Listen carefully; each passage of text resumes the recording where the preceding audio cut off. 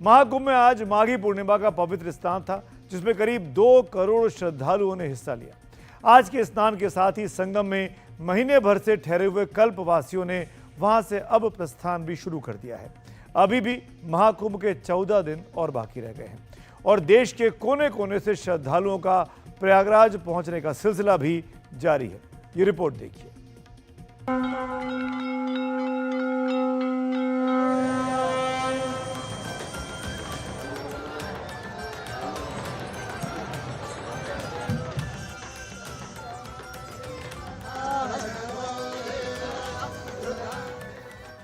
माघी पूर्णिमा के मौके पर पवित्र स्नान के लिए संगम पहुंचे करोड़ों श्रद्धालुओं का स्वागत कुछ इस अंदाज में किया गया।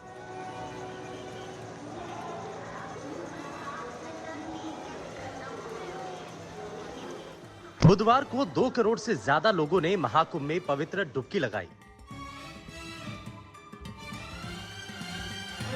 माना जा रहा है कि 13 फरवरी तक महाकुंभ में स्नान करने वालों का आंकड़ा 50 करोड़ पहुंच जाएगा। अंदाजा लगाया जा रहा है कि 26 फरवरी को महाशिवरात्रि के दिन जब महाकुंभ संपन्न होगा तब यह आंकड़ा 55 करोड़ तक पहुंच सकता है। माघी पूर्णिमा के स्नान के साथ ही 1 महीने का कल्पवास संपन्न हो गया। इसी के साथ 10 लाख कल्पवासियों ने महाकुंभ से प्रस्थान शुरू कर दिया। महाकुंभ 2025 का ये 5वां स्नान है। इसके बाद से महाशिवरात्रि का भी स्नान होना बाकी है। आपने देखा होगा कि एक छोटी सी चूक उस दौरान हो गई थी जिस दिन मौनी अमावस्या था। उससे सीख लेके हम लोगों ने और बेहतर प्रबंधन कैसे किया जाए। प्रबंधन की एक टेक्निक है कि बिल्ड बैक बेटर, मतलब पहले से और बेटर करें, और जिसका परिणाम है कि इस महाकुंभ में अब तक सबसे ज़्यादा लोग 46 से 47 करोड़ तक की जनता अभी तक आ चुकी है।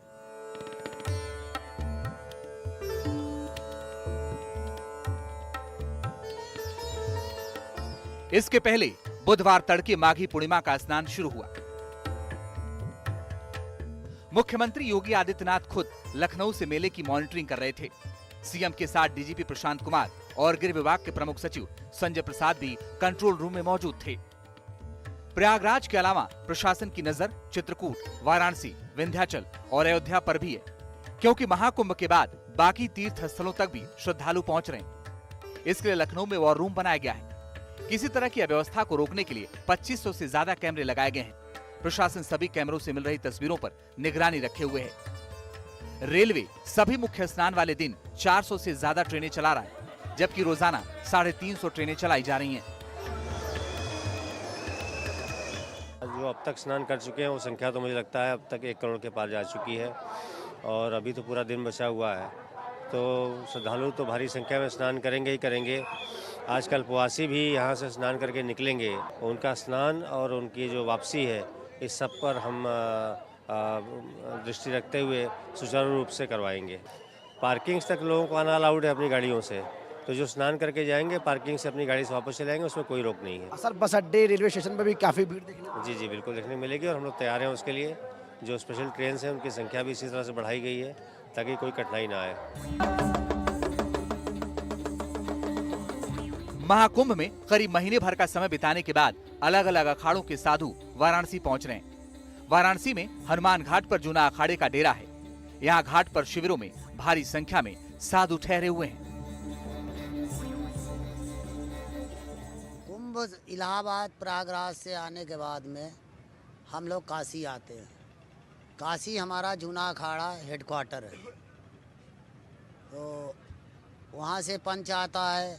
अभी कल पेशवाई हुई है, पंच प्रवेश हुआ है काशी में, और अब यहाँ शिवरात्रि को स्याही निकलेगी।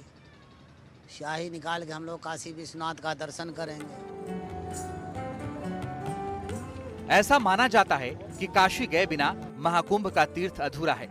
ये मान्यता सिर्फ साधुओं में नहीं, कई श्रद्धालुओं में भी है, जो महाकुंभ में डुबकी लगाने के बाद शिव की नगरी वाराणसी में पहुंच रहे हैं।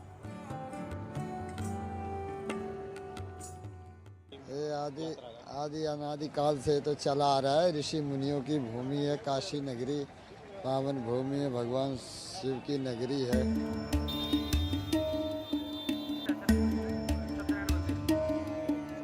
26 फरवरी को महाशिवरात्रि के दिन वाराणसी में हजारों साधुओं का जुलूस निकलेगा, जो बाबा विश्वनाथ के मंदिर तक पहुंचेगा।